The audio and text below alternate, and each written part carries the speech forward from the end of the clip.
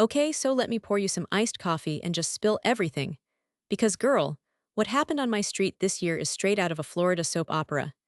If you think the wildest thing about buying a house here is the flamingos on the lawn, buckle up.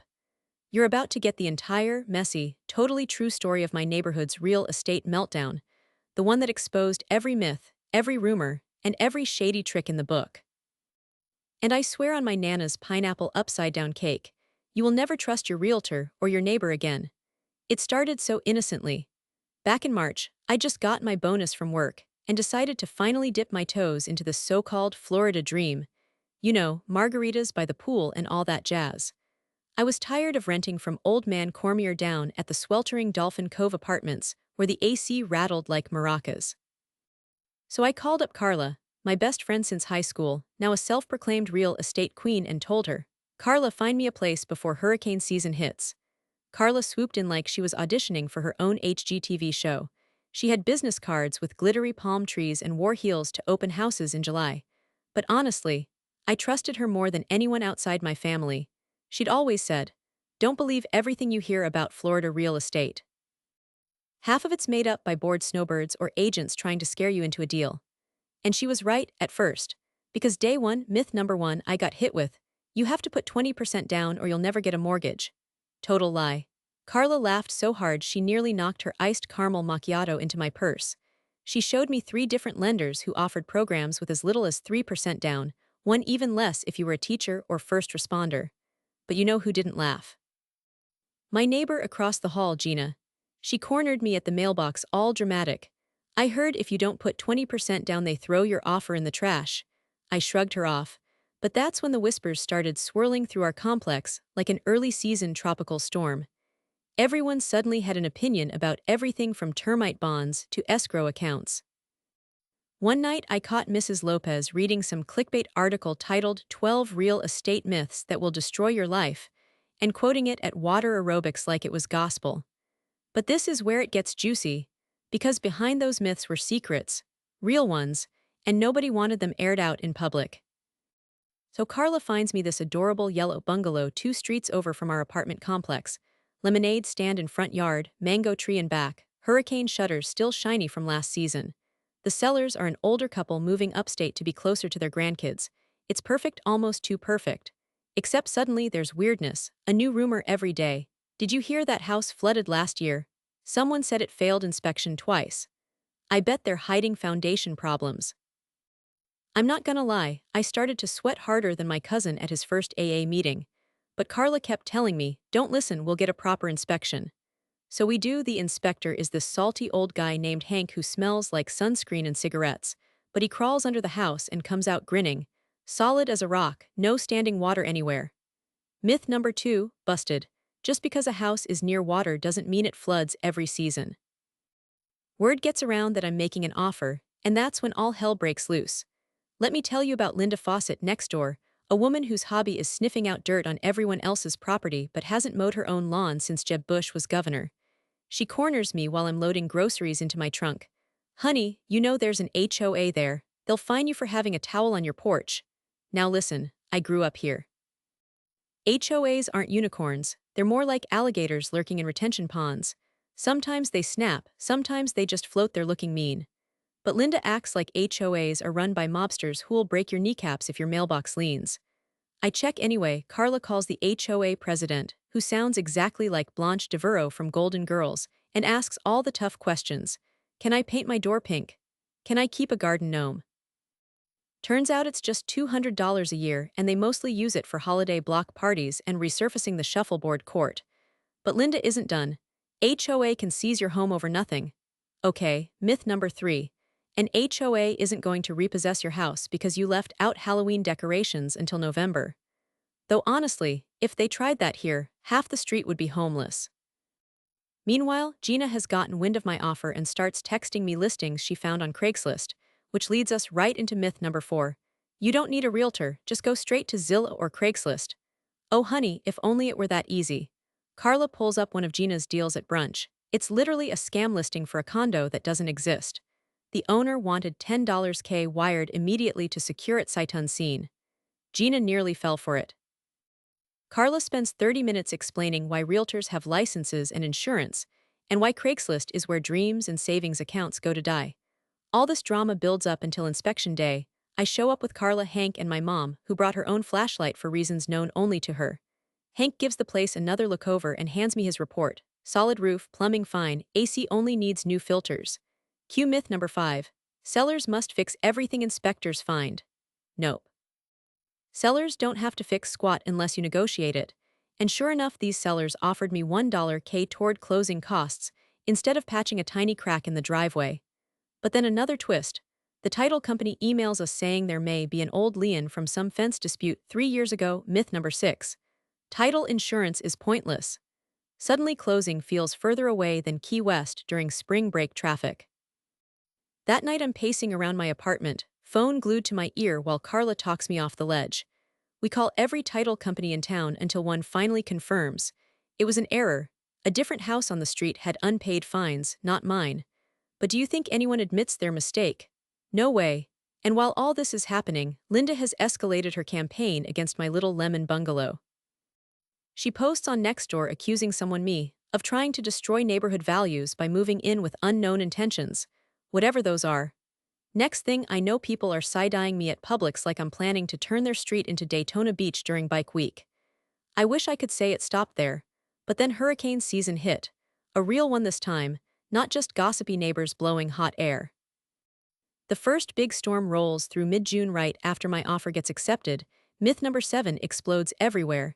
If a hurricane hits before closing, you lose your deposit. Panic texts light up my phone like Christmas lights gone haywire. Gina, did you check your insurance? Linda, all caps. Call your lawyer before it's too late. Mom, should we pray over your contract tonight? Carla calmly explains that contracts include force majeure clauses, and unless the house floats away completely or gets declared uninhabitable by FEMA, we're still good. But here's where things go totally bonkers.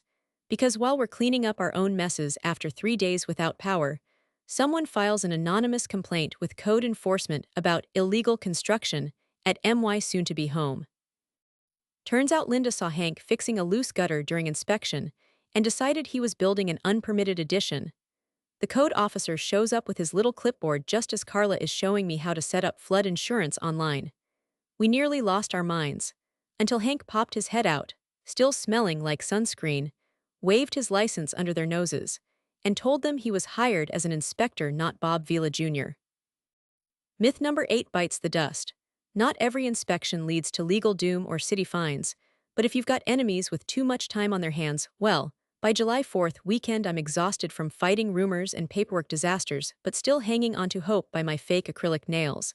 And then comes myth number 9, the oldest chestnut of them all. If you're not first to offer, you'll never get the house. So wrong, because guess what?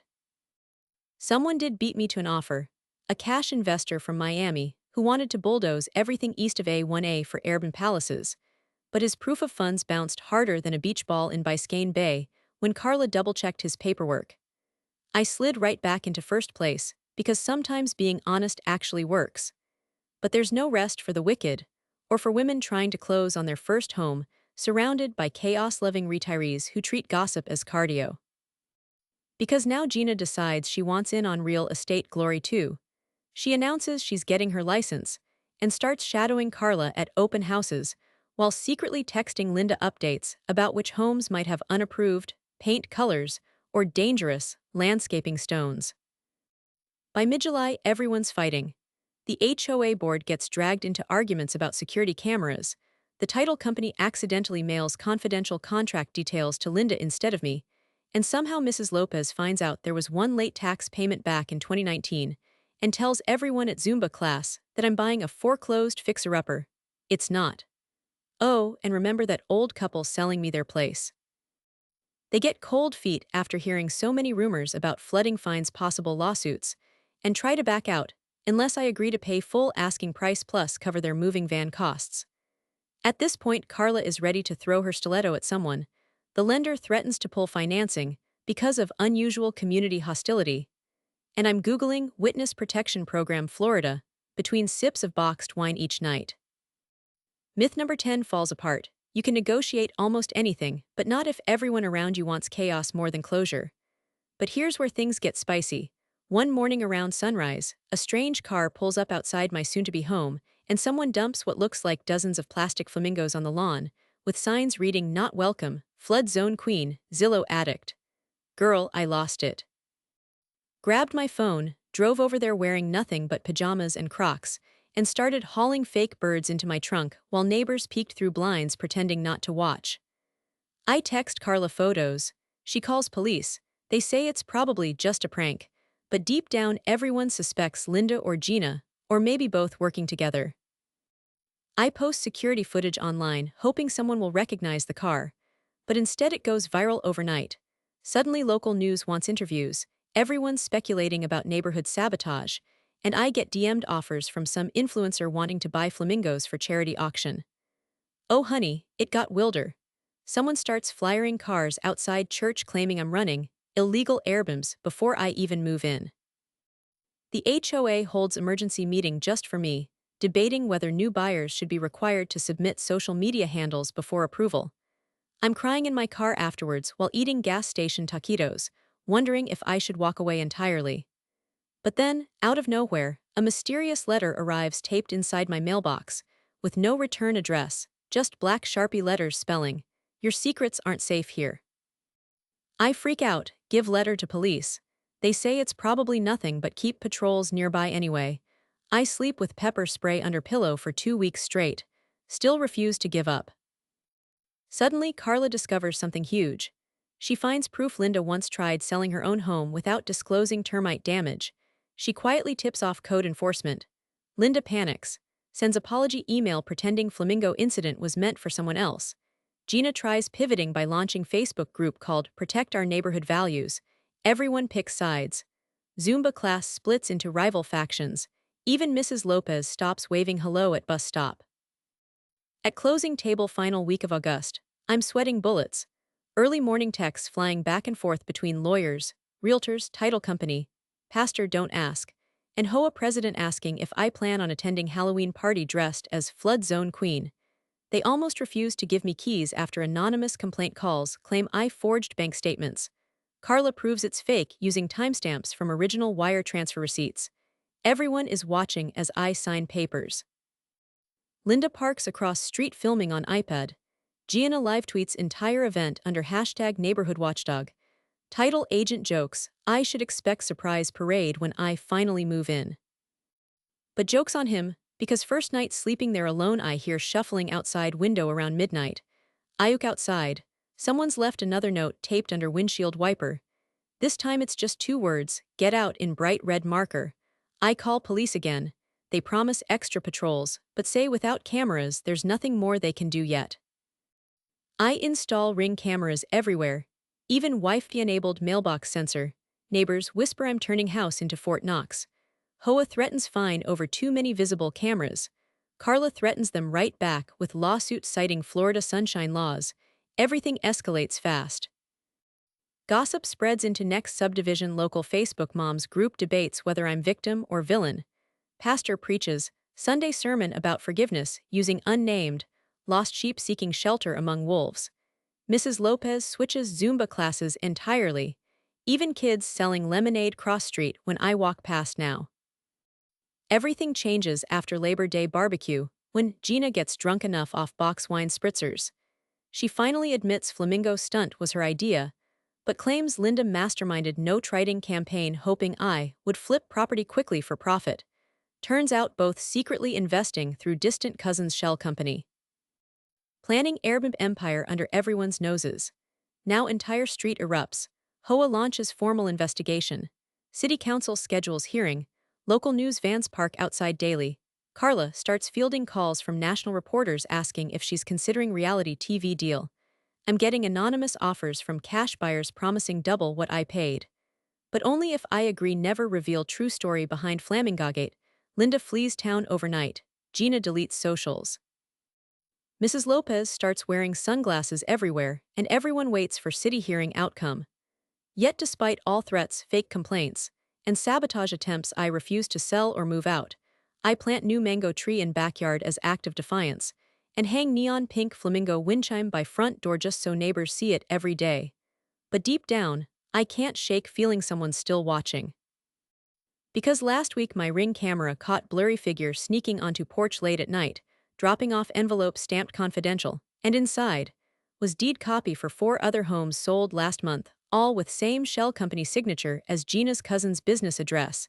An attached sticky note said simply, "This goes deeper than flamingos. Watch yourself."